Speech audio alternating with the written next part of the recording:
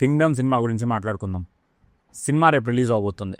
నిజంగా విజయ్ దేవరకొండ సినిమాలంటే యూజువల్గా చాలా హైప్ ఉంటుంది అండ్ చాలా ప్రమోషన్స్ చేస్తారు విపరీతంగా. ఆ జనాల్లో హైప్ తెప్పించడం కోసం ఆల్ ఓవర్ ఇండియాలో ప్రమోషన్స్ చేస్తూ ఉంటాడు. బట్ ఈ సినిమాకి ప్రమోషన్స్ చాలా మినిమం అని చెప్పాలి. మినిమం కాదు, అసలు ప్రమోషన్సే లేవని చెప్పాలి.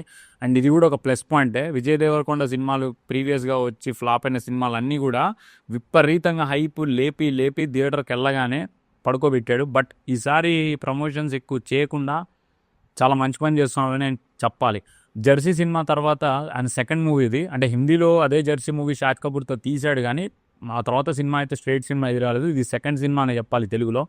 అండ్ గౌతమ్ తిన్ననూరి డైరెక్షన్ కాబట్టి కొంచెం మనం హోప్స్ పెట్టుకోవచ్చు. వీరితో అనిరుద్ బీజం ఉంది అండ్ విజయ్ దేవరకొండ లుక్స్ కూడా చాలా కొత్తగా ఉన్నాయి. అండ్ ఇంతవరకు ఆయన ట్రై చేయని జోనర్ ఇది.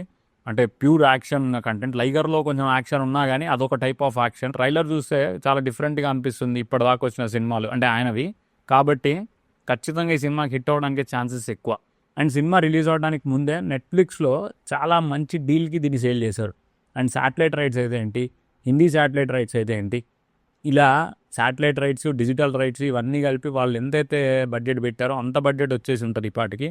అండ్ దానికి తోడు సినిమా కనుక ఒకవేళ థియేటర్స్లో లేస్తే బాగుంది అనే టాక్ వస్తే 1 వీక్ వరకు ఈ సినిమాని అడ్డుకునే సినిమానే లేదు. కాబట్టి ఖచ్చితంగా ఒక 200 కోట్లు కలెక్ట్ చేయడానికి చాలా ఛాన్సెస్ ఉన్నాయి.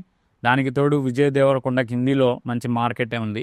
దాన్ని కనుక ప్లస్ చేసుకొని క్యాష్ చేసుకోగలిగితే ఖచ్చితంగా సినిమా నెక్స్ట్ లెవెల్లో ఉంటుంది. 2025లో one of the hit movie కిందకు వస్తుంది. చూద్దాం లైగర్ లాగా అవుతుందా లేకపోతే అన్ఎక్స్పెక్టెడ్గా అద్దిరిపోద్దా చూడాలి. రేపు సినిమా చూసి వచ్చి రివ్యూ చెప్తా. మీరేమనుకున్నారో కామెంట్ చేయండి. వీడియో నచ్చితే లైక్ చేసుకోండి. బాయ్.